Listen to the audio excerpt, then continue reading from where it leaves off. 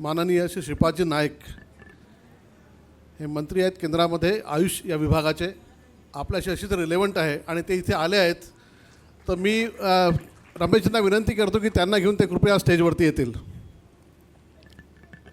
मी doctor C D माई, श्री गिरीशजी गांधी आणि बाबूरावजी तिडके यांनाही विनंती करतो की ते देखील स्टेजवरती येतील.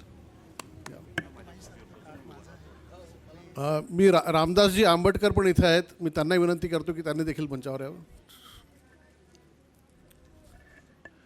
खरं तर आपला आजचा हा जो कार्यशाळा आहे ती मेडिसिनल प्लांट्स याच्यावरतीच आहे आणि आपल्यासोबत तज्ज्ञ मंडळी आत्ताच जसं डॉक्टर वृंदा काटे यांना आपण ऐकलं, आपण गोंडवाना युनिव्हर्सिटीमध्ये आहात आणि तसंच आपल्यासोबत आज श्री राजेंद्र काळे हे देखील एक सक्सेसफुल कल्टिवेटर आहेत मेडिसिनल प्लांट्सचे, यांची यशोगाथा आपल्याला ऐकायला मिळणार आहे.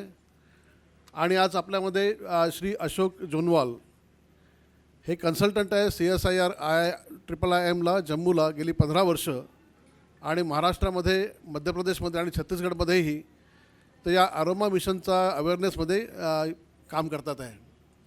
त्या सगळ्या मान्यवरांना आपण ऐकणारच आहोत. पण तत्पूर्वी मला असं वाटतं की आपण गेले 8 वर्ष ज्या उद्देशाने इथं हे ॲग्रोव्हिजनचं आपण आयोजन करतो आणि फक्त मोठं प्रदर्शनच नाही तर वेगवेगळ्या कार्यशाळा घेतो आणि शेतकऱ्यांना विविध विषयांवरती मार्गदर्शन करतो. तर आज आपल्यासोबत माननीय श्रीपादजी नाईक असल्यामुळे एक तर मी त्यांचे खरंच मनापासून त्यांचे आभार मानतो की त्यांच्या अतिशय व्यस्त कार्यक्रमातनं ते वेळ काढून इथे आले. ते परदेशी होते, मध्ये ते आले आणि लगेच नागपूरला आले आणि आता परत त्यांना लगेच संध्याकाळी दिल्लीलाही जायचं आहे. ते एवढ्या व्यस्ततेमध्ये ते नागपूरला आले, त्याबद्दल त्यांचे पुन्हा एकदा आभार मानतो.